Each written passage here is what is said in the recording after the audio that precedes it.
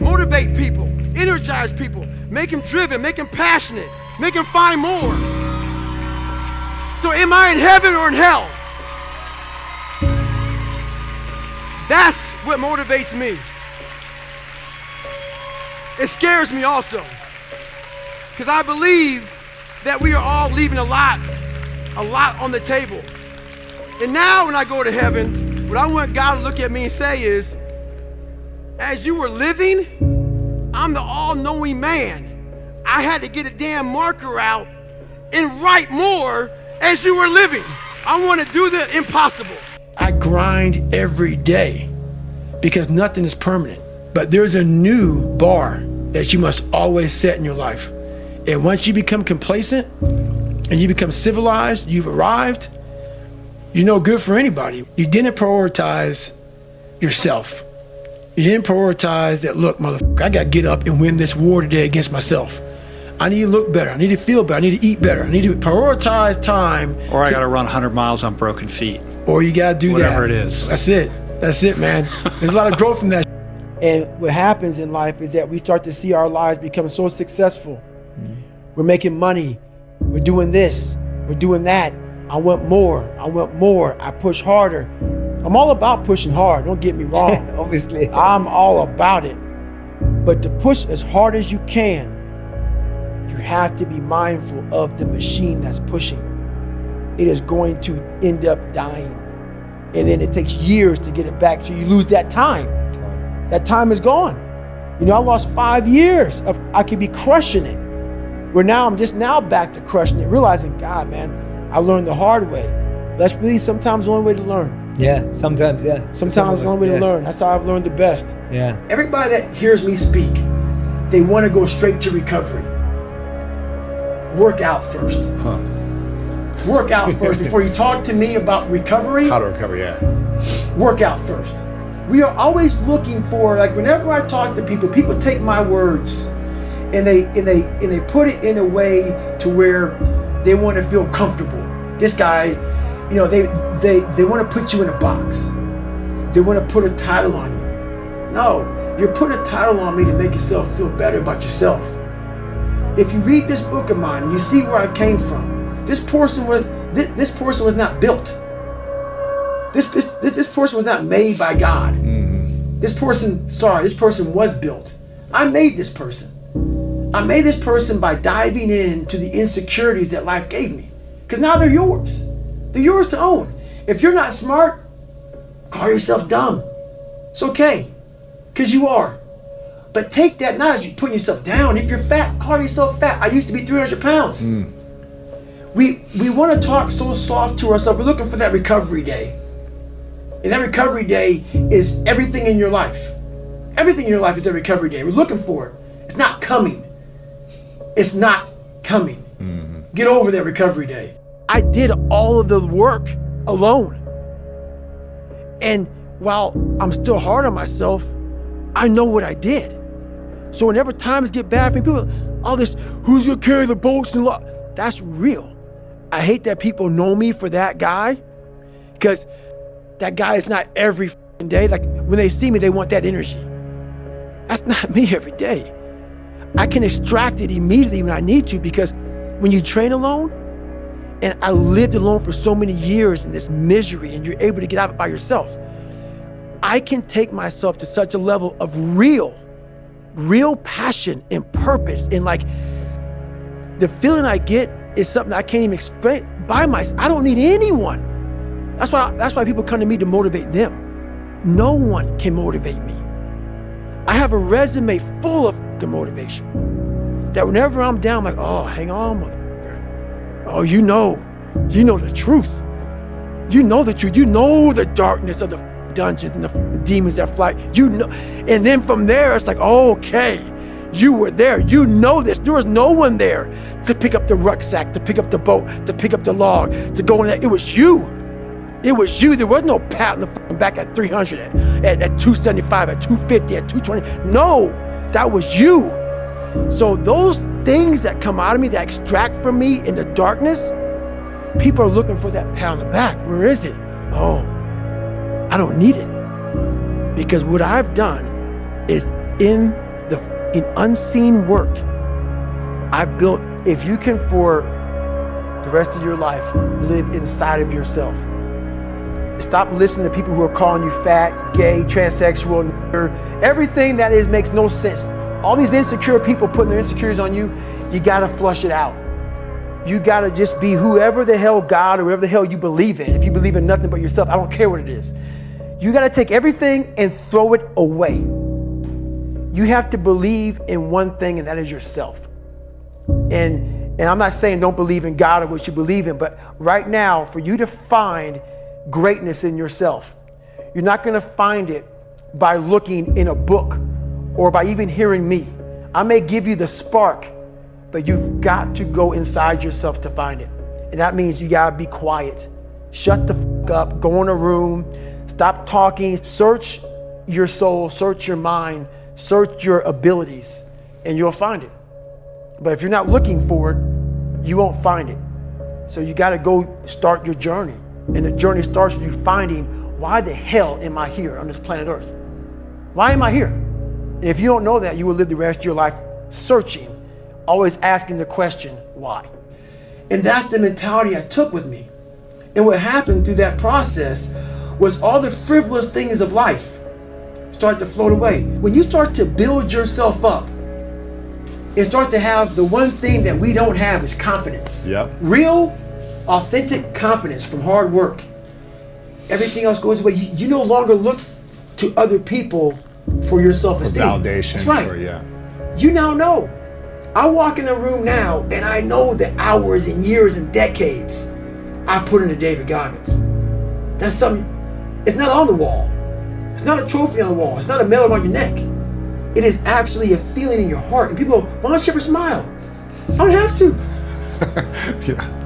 Yeah, I do have a stoic look on my face. I'm a very focused person. But the feeling I have in my soul and in my heart, that's why I don't need to smile. I don't need to smile. I don't need you to look at me and say, oh my God, you look happy. Because half of us aren't happy. We're giving you something that we think you want to see. I don't do that anymore. I don't care how you perceive David Goggins, because through my journey, I figured out the one piece I was missing. I thought it was cars. I thought it was women. I thought it was money. I thought it was everything. The one piece I was missing was me having the courage to face myself. And once you do that on a daily basis, it's not about the running. People ask me, you ask about working out. Where I got my work ethic from was the hours I had to spend learning this. Scratch became my friend, literally, man. So, you know, that's how you put in the book, man. Just going up, going down, going up, just the real raw version of how my life was. And it was so in depth to go back through your life with a fine-tooth comb that I almost got embarrassed to even put it out there to people. Yeah. That's what you understand, man. Like, even me right now to talk to you, I'm in the car for a fucking hour getting pumped up because I'm a shy, introverted, leave me alone type of guy. Like, I'm still that motherfucker who is 6 years old, you know, at a play who can't say his line because I know I'm gonna stutter in front of 5 people. So I walk off the stage. That's still me. So every day I'm fighting that dude. So people think, oh my God, man, you're on a podcast, you look so crazy, so evil. No, I'm trying to be locked into Joe. So my mind isn't very often saying, let's run out the damn door because people are watching me on the podcast. I want to open this damn door and get the hell out of here, man. So that's the real me. So I'm not sadistic, man. I'm focused on what I have to do to stay locked into the game of life. And that's why I tell people, man, I go there. We are 40, 50, 60, still throwing that tantrum we once did at 7 and 8 years old. So people think with age is growth. No, it's not.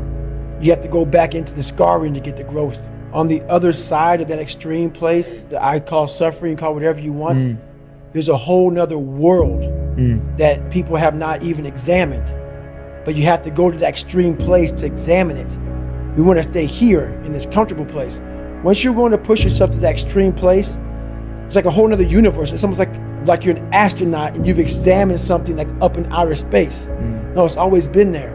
But you have to be going through all the muck and all the shit to examine it. You realize, wow, God, through all this crap, there's a whole nother universe over here in my mind. Yeah. Whole nother universe. And once I found out who I really was, that's when I started growing. I was trying to build on top of a lied up foundation. You can't build a house on a up foundation. So I had to get down to the actual mineral soil of who I was, and that's when you can start real growth. Once you've come to a place where you are really happy with who you are in life, no one f**ks with you anymore. Even though they're f**ing with you, It doesn't f**k with you. If you put yourself in the fire and you come out every f**ing day like this, you brush it off, not scared to go back in there again, come on, man. Your truth is real. You come out every day, man, with a way of talking to people that people don't have, because there's no truth behind them. And the truth is a starting line. When you sit there in the ugly mirror and say, I'm this, I'm this, I'm this, I'm this, you finally started your life. Maybe 40 years old. Maybe 40 years old, 5, 6 kids, wife. But the second you look in that mirror and you say, I'm this, I'm this, I'm this, I'm this, I'm this. Well, basically, I'm not this, I'm not this, I'm not this, I can't do this, I can't do this, I'm all these insecurities. Your life finally started. We have this governor on our brain, and how you start pushing past that governor, start realizing your brain has the tactical advantage over you. Why? Because it knows your insecurities. It knows when you're lying, it knows your fears, it knows everything about you. And whenever those things start, like right now, I'm scared to death up here. Why? When I was in 6th grade, I was in a play. And I stood up in front of a whole bunch of white people that probably didn't, I was being judged in my mind. Scared the shit out of me. And I stuttered severely bad. I knew I stuttered bad. My line was this long. It's like, hello or some shit. And I stood up for everybody, and I was like this. And I walked off stage. So when I walk up in front of 1,200 people, it's still there. My mind's telling me, go, run off the stage. I have to tell my mind something different. I have to remember my resume, what I've been through, that all of you in here are just as fucked up as me. We post our real life, never on Instagram. We post the life that we want to have out there. That's not me anymore. I'm gonna tell you exactly about me, who I am. That's how you get better. That's how you fix yourself. That's how you grow. There's no miles. It's not about the miles.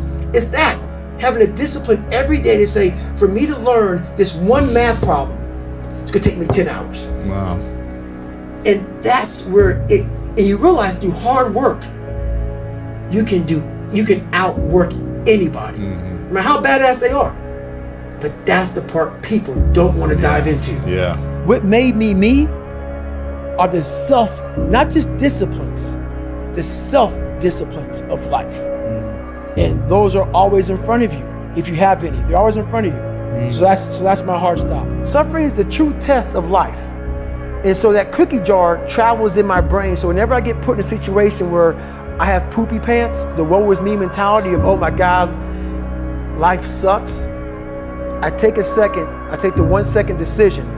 I step out of my life for 1 second, go in the cookie jar, pull up, oh, motherfucker, you were in 3 hell weeks and finished 2. One of those hell weeks, a guy died in because it was so bad. Oh, you are a motherfucking badass. You are. I put it back in the cookie jar and I remember who the fuck I really am. I'm not the kid that was called, I'm not the scared kid. This is who I am. It's a reminder of who you truly are at the core of yourself. Most of this generation quits the second they get talked to. You did this wrong, or they get yelled at. It's so easy to be great nowadays because most people are weak. This is a softened generation. So if you have any mental toughness, any ability, if you have any fraction of self-discipline, the ability to not want to do it but still do it. People have a hard thing understand. I hate to run. And what makes me so crazy, it doesn't anymore, is people go, well, why do you run if you hate it? What are you talking about? I don't want to take showers and eat either. I hate that too. That's life, man. It wasn't until I changed that mentality that I became somebody. My biggest fear in life is that one day if I ever get judged by something, someone, some energy force, that I go up there and I failed the mission. Whatever force up there thought I was supposed to be some badass, and I went up there underachieved. I want that force up there that knows everything to to be writing as I'm living, saying I had no fucking idea he even had this in him. So I want to just be the best I fucking can. And a lot of people say that. I truly mean that. The mind will trick you. Yeah. And it's saying, just sleep in today, you deserve it. Yeah. Sometimes you don't deserve it. So there's that fine line of the mind getting the tactical advantage over you to where you're like, I've worked too hard. Yeah. You really haven't worked hard enough. Life is one big psychological warfare that you play on yourself.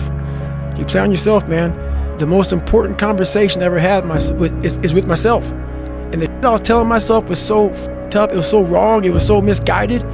And other people start to write that dialogue for you also. And it starts to be what you say to yourself every single day. And I started creating a whole nother warfare, a whole nother battle started becoming. I was like, oh, hang on a second, Goggins. You have these tools. You have these tools. Your life was basically the perfect grounds for training for where you need to go in your life.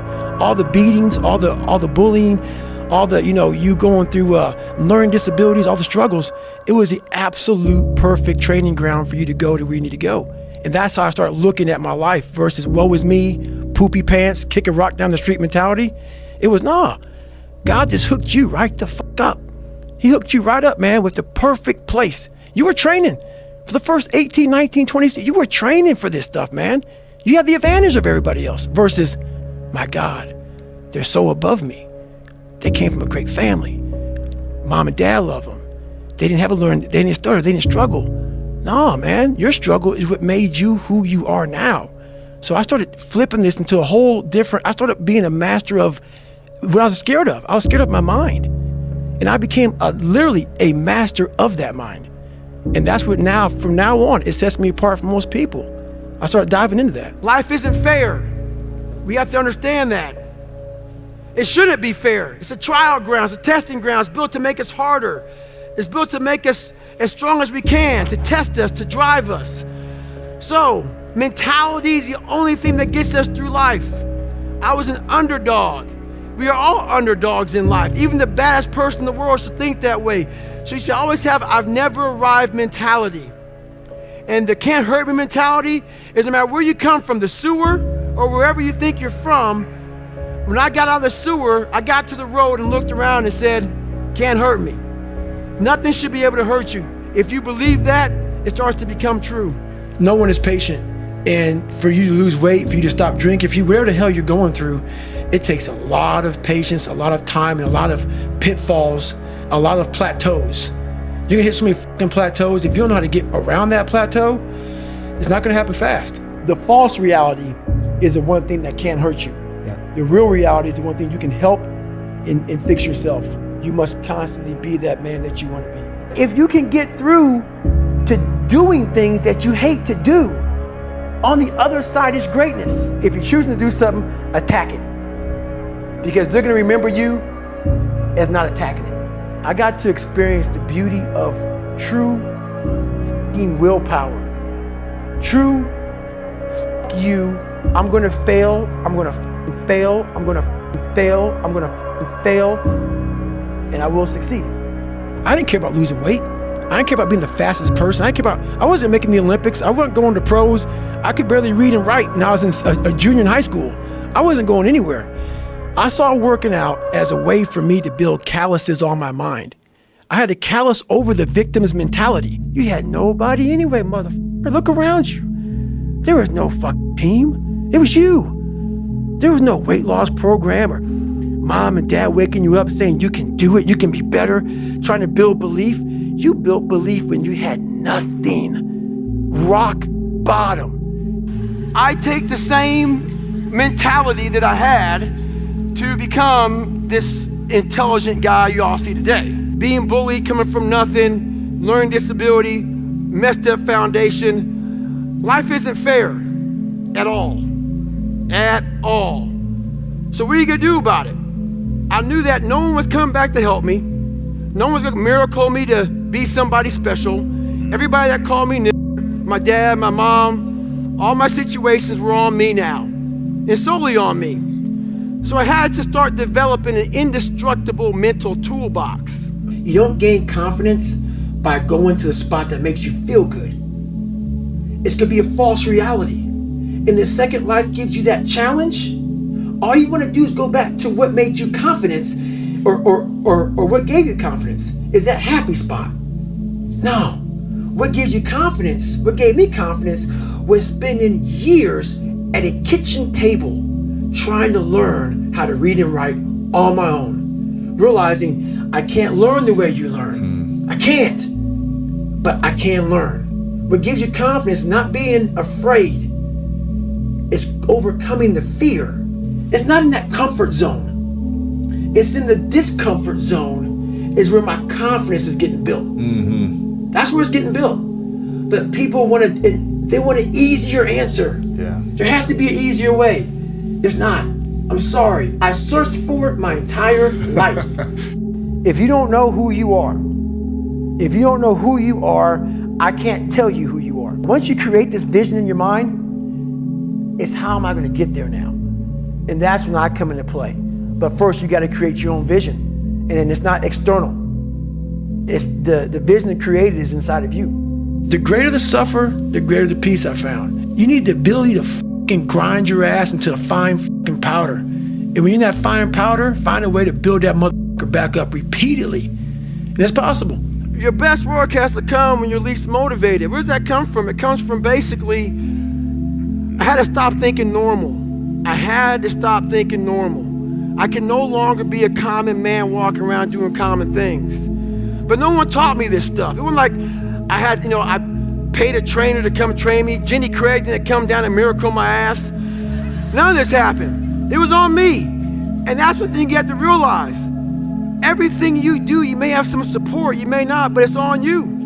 You have to make the decision whether you want to be a badass or whether you just want to be mediocre and everything's okay. But being a badass hurts real bad. And that's why I didn't want to do it.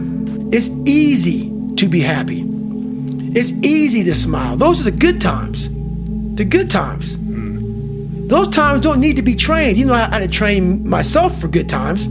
Those times, for most people, don't need to be trained. What I'm trying to give you all is the misery of sometimes we go through in life. Whenever hardness comes, and you don't know what it is, it may be different for you than it is for me, but you go back to your insecurities. And then when you go back to your insecurities, you then look for comfort within those insecurities. And we all look for that cookie that your mom used to give you when you were sad, when you were sick. We look for our wife or our husband. We look for comfort.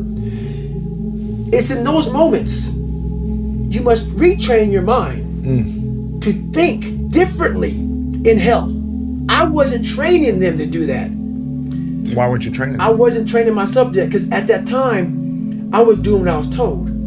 These guys need to meet a standard. Physical standard. A physical standard. The physical standard is not what they need to meet. It's a mental standard you must meet in life. I fought for this country for you to do you. And I am all about you doing you because I'm going to fucking do me. And I'm going to do me until I'm fucking dead. And I believe I earned the right. A lot of people haven't earned the right. Just because you live in this country, I mean you earned the right. You gotta live a little bit. So this is where the 40% rule comes in, people. Worst shape my entire life. I've been through Ranger School, Delta Force selection twice, 3 hell weeks, all this crap. This is the worst pain I've ever been in. To this day, I'm 43 years old right now. I did 21 years in the military. I've done 60 ultra races, pull-up records, all kind of stuff. This is the worst pain of my entire life to this day. But this is when I had to realize one thing. I had to break this humongous thing down to very small. All I put in my mind was, let's not quit yet. I'm gonna quit, but not yet. You're always a victim, even if you have everything in life, until you realize what you've achieved. I don't live on the surface of anything. Yeah. Surface is what got me where I was at. It got me from 175 pounds to 300 pounds. Telling everybody I'm good. I don't give a damn. I'm good. No, they're hollow words. A lot of us speak in hollow words. I used to speak in hollow words. I don't do it anymore. Everything that comes out of my mouth has substance. It's real. And we all have these feelings in our bodies, in our minds, in our souls. I act on mine. A lot of us who are afraid of something, we allow our minds to choose the path of least resistance, so we go a different route. When I'm afraid of something, it's telling me you must conquer this that. thing. You must do that. We all have different things in our life that have scarred us. We want to act like those scars don't exist. So those scars, like, if you go out and you get cut, that scar is going to be there on your arm. You can go down and look at that cut and say, oh, or that scar and say, oh, that happened from, I was in the kitchen, or what happened. We have the same thing on our brain. I have all these scars on my brain from growing up, from, being abused, from suffering through life, from having a learning disability, from stuttering, from having just a really bad childhood. And so all those memories, I had to cut open that scar and go into it. And that was a hard process for me to do. Not only was that a hard process for me to do, for me to have the courage to share that with people, because I'm the so-called toughest man on the planet. So they think. So for me to break open that shell and tell people, hey, that wasn't always me. It's hard to do, it's hard to do. So it was a tough process. I studied it by being a practitioner. I put my mind in hell and I realized how it was thinking. And I figured out tools and tactics on how to get through it by being in it, not by studying it, by being in it. And literally that's how I started callousing over. People didn't think I was human. Mm-hmm. They thought I came from outer space, man, from some spacecraft and landed down here and just formed Goggins from the rocks and the soul of the earth. No, that's not how it is, man. I see where I'm at today, but I know where I come from. The first year I tried to do was all f***ed up. And after a while, I started learning more and more and more through pain and suffering. I started learning so much about stuff. Before I knew it, man, I built this beautiful car. And I'm like, how the f*** did I do that? And I knew how, and I know how to do it because I have all the tools. Through all the failure I went through trying to build this person who's Goggin. Most of us, we live in a box. And we don't want to go outside that box at all, ever. Outside that box is all these possibilities of life. What we do is we shackle our mind. We are a prisoner in our own mind that this is all I can do. This is all I'm good at. And we take away the possibilities of you could be this, you could be that, you could be all these things. And I never thought at 300 pounds I could be a Navy SEAL. Wow. So if my mind was shackled, me and you would never meet. There'd be no book. Right. There'd be no book. Right. There'd be nothing. So what people don't understand is that they live for themselves, not knowing that you have the power within yourself to change millions of lives by facing life, by facing yourself. And through that, I would die never knowing that I had the power to change millions of lives. And every time I started running further and further, I go, okay, I got to the 10K. I'm on Boston Marathon time. Because I knew the Boston Marathon was like 3:10:59 for my age. I'm like, hang on a second. And then I started using all this external for motivation. I'm like, okay, who the can go out here and run 100 miles, no training? And then I'm broken. Most broken I've been in my life. And now I'm running a marathon. Who could do it? So I started just feeding myself. I get to half the mile. I'm about 30 seconds off the pace. I said, hang on, man, you're Goggins. You can do this shit, man. And I started just feeding myself. You can do this. Before I knew it, man, I got to like the last 6 miles and I was off the pace and I just kicked it. And next thing I knew, I did like a 3:08 and change. I was like, and I was like, what the fuck? What have I been leaving on the table? Right. I've been leaving so much on the table for pain. And that's when I started like going crazy about the mind. Like, what the hell am I, like, what is up? Like, it opened these different doors of like possibility and like, what is humanly possible? What are we capable of? Like, people, I didn't even know. I was just amazed by what I was able to do by a simple fact of just reasoning and working with pain and pain management. And my mind just kept on growing from there. And it happened in Hell Week, it happened in the 100-mile race, it happened here, it started just evolving into what it is now, to where now I'm like, God, dog, man, the mind, we are leaving so much on the table. When people take me, he cusses so much, he sounds crazy. Don't listen to all that, man. Just cut out the bull. Cut the bull. Just get to the weeds of that. You are fucking yourself up by not examining your brain. You're not examining your brain. Message it. That's done. You examine your fucking brain. You're never going to fill your list, but you never found your list because it never was presented in front of you because your head was cluttered with shit. I didn't teach myself victory first. I taught myself failure. I taught myself how to fail. And people are like, that's so depressing. Is it? When you're 300 pounds and you can't read and write and you're f***ed up, you know how many times you're gonna fucking fail on that process? So if you don't know how to fail, there is no victory. I never talked about winning because I knew the path to winning was gonna be years of failing first.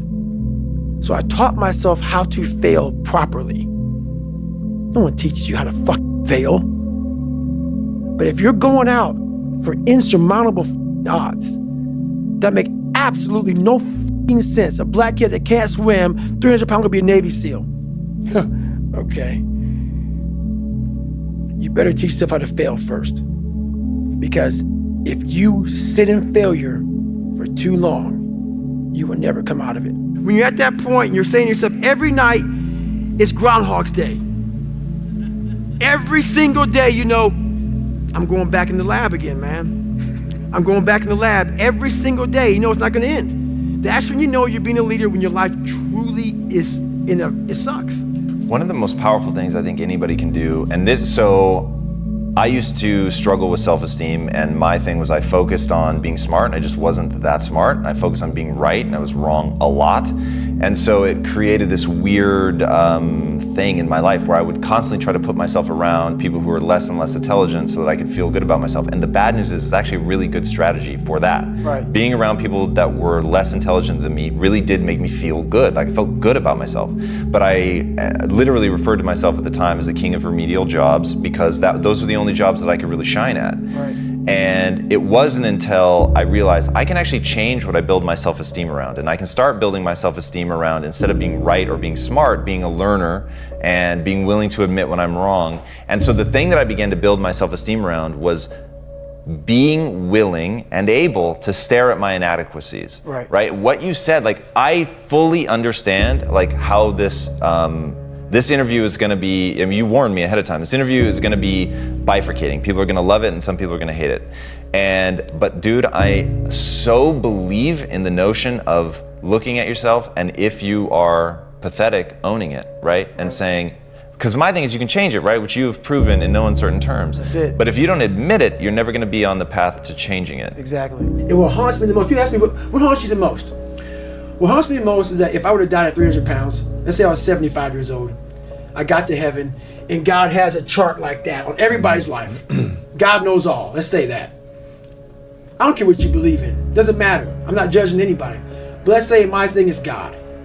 You get to heaven, I'm 300 pounds, I sit down, I was a cockroach Terminator my whole life, and we're sitting down just like this, you're God and I'm David. And he gives me that chart, and he says, look at this.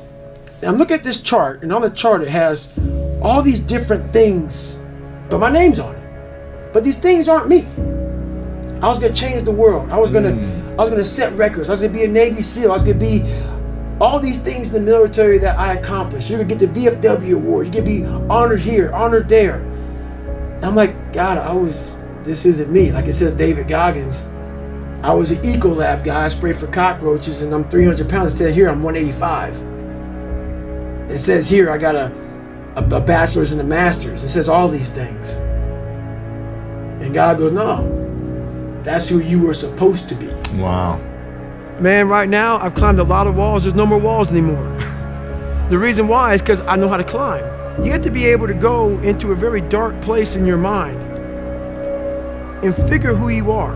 Go back to what you want to do. What's your purpose? We can't figure our purpose out or why we're here or why we're even born or whatever because it's so loud in our mind. We don't have any quiet time with ourselves to sit back and say, what do I really want?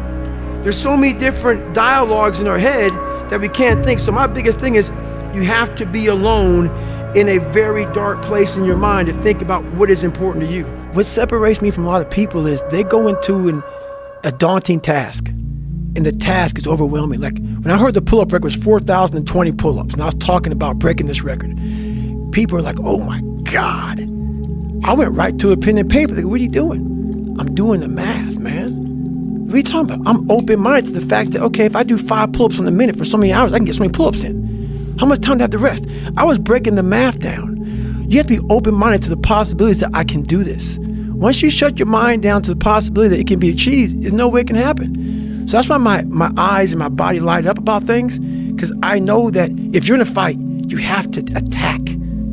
You have to keep attacking. The enemy has to know he is not going to give up. You must break the soul of whatever the fuck is in front of you. That's what I realized. I was never breaking the soul of anything in front of me.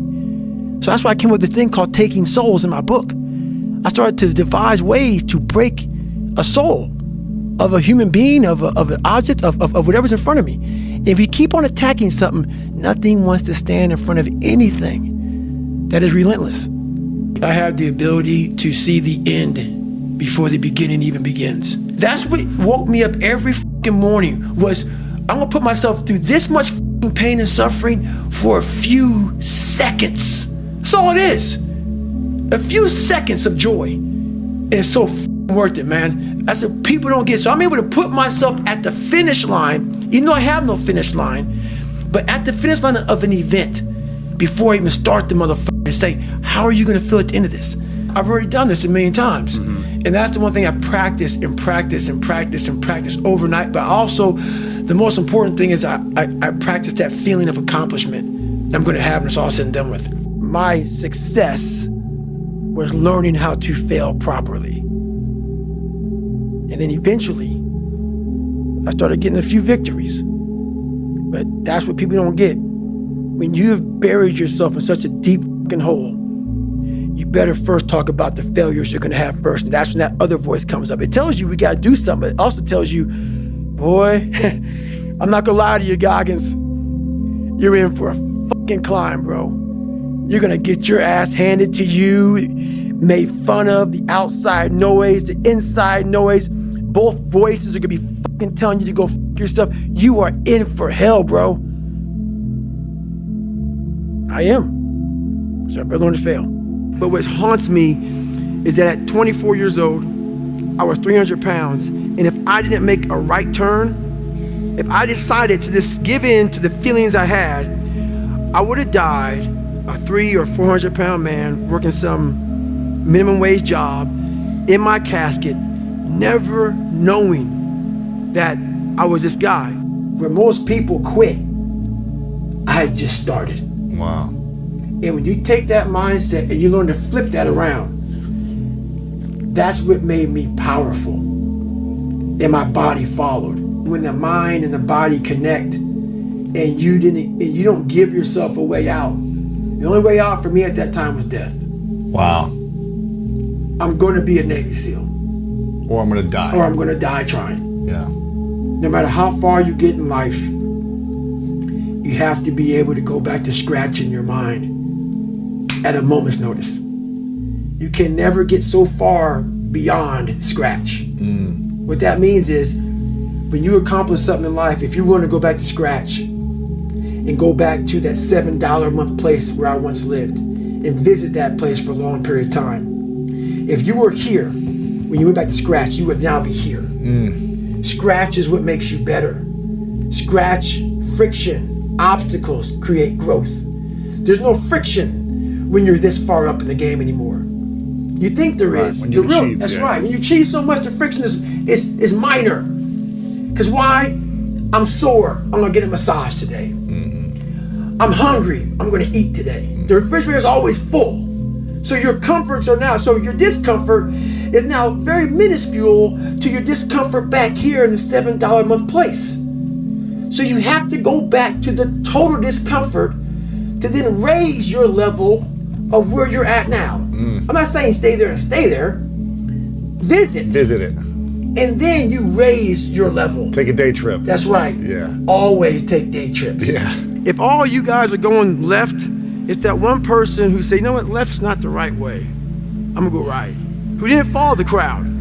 That person who's not afraid of doing what they believe is right in their heart and not following someone else because someone else said, let's go this way, and they agree with everybody. I don't like yes men or yes women. If you're right, you're right. We're gonna follow you. But I like people who stand for something, they believe in something, and this is the way I'm gonna go whether you like me or not. To this day, it is for me to become better mentally.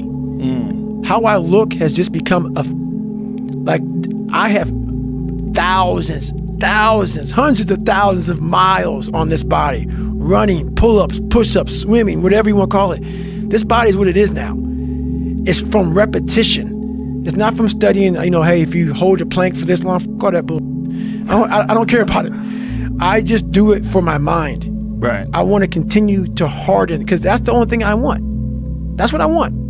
I want to have that mind ready for life. The first ultra marathon wasn't smart at all. So basically what happened was, I was at military free fall school with Morgan Luttrell. Marcus Luttrell, if you guys don't know, was the lone survivor, the guy.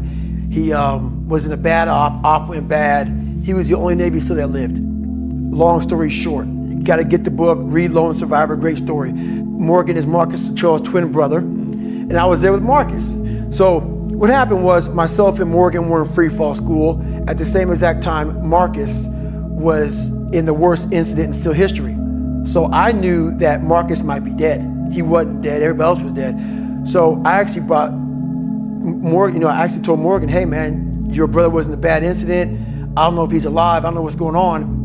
Long story short, Marcus is alive, and I go on to want to raise money for families. All these guys died, they all had kids. I want to raise money for the Special Operations Warrior Foundation. It's a foundation where 100% tuition goes to these kids to go to college, full tuition, whatever.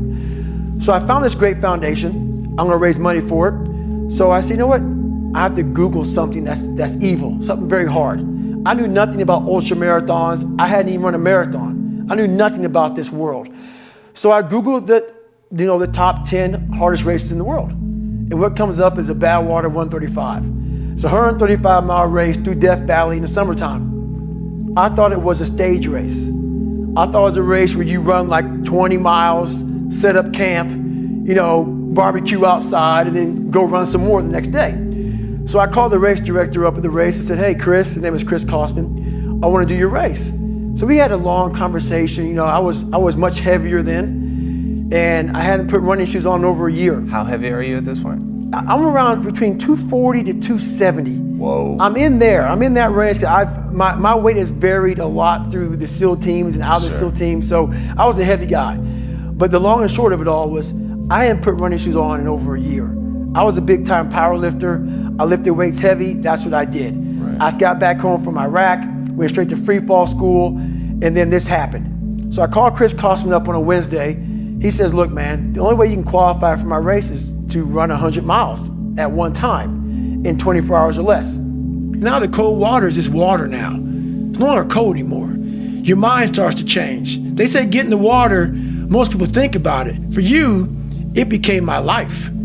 So I started learning that if you start to change your mindset versus it being like, oh my God, this sucks, I became a professional bud student. So I wasn't gonna leave until I graduated. So I started realizing, if this is my home, this is what I am, I had to always reset the bar. I had to reset my new norm. There always had to be a new norm. So one thing we don't do is we don't have a new norm. My new norm is you get up every morning at 4 o'clock and you suffer. This is your new norm. That became my new life. Most people want to get out of it. I said, no, motherfucker, this is your new life. This is who you are. Your new norm is you wake up and you suffer. And I started realizing, if that's my mentality, this shit ain't hard anymore. Right. Your new norm is you wake up, you get in the cold water, you get a beer till it's done. Whenever they say you're out, you get out. So my new norm, so I do that now today. My new norm now is, if I'm doing a 200-mile run, your new norm now, man, is you are doing 200 miles. This is where I come from. Yeah. And where I come from is hell. My soul is broken. But I knew I could fix it, but I was afraid to go back. I was afraid to face the demons of my life, because you start lying. You want anybody knowing this shit about you. So you start lying about who you're not and start creating a person about who you want to be, but it's not who you are. So that's when I started realizing, man, I'm never gonna get over the hurdle. I'm always gonna live on a surface level until I go deep into the sewer of my mind to figure out and face all of these different demons. You have to face yourself. So many people live to be 100 years old. and they die miserable, having everything, because they never examined. I call it my live autopsy. You never examine this. Happiness, peace, enlightenment, it's all up here, man. It's all up here. And when I start talking like this, people go, man, no, it's the truth, man. Yeah, it is true. It's all up here. You just gotta be willing to go and face it. And that's the hard part. The one thing that made me who I am today is being vulnerable. It's breaking myself down to the absolute rock bottom and being able to tell people who I am. I was a fat guy trying to be a Navy SEAL now, and my life had come to this crossroads where I'm like, man, you have to go right. And no one was going right. Everybody was going left. I'm like, you have to go right. And to know the pain and suffering I was about to endure by going right, the amount of accountability and failure I was going to witness and suffer by myself alone on this journey. There happened to be a race that Saturday, so 4 days later. And he said, if you qualify by running 100 miles or less in 24 hours, I will consider you my race. I'm gonna cut to the chase. I signed up for this race. It was called the San Diego One Day, where you run around a 1 mile track for 24 hours to see how many miles you can get. My goal was 100 miles. So I got to mile 70 and I cleared 70 miles in like 12, 13 hours pretty quickly, but I was done. My feet were broken. I was stress fractures, shin splints, muscles were tearing. I was in bad shape. I was eating Ritz crackers and drinking Mileplex. That's all I had. No water, didn't know what the hell I was doing out there. Had on some tube socks. It was just ridiculous. It was a clown show. So I sat down at mile 70, and at this time I was married. And I look at my wife and I was like, I'm messed up bad. So I literally start to turn white. And when a black guy turns white, you're pretty fucked up. So here I am, I'm all fucked up in this chair. I'm at mile 70, I think I got 30 miles to go. I'm jacked up. I gotta go to the bathroom. And the bathroom's like 20 feet from me. It's a porta potty. I can't get out of the fucking chair. So I'm peeing blood down my leg. Whoa. Pooping up my fucking pack. And I got 30 miles to go.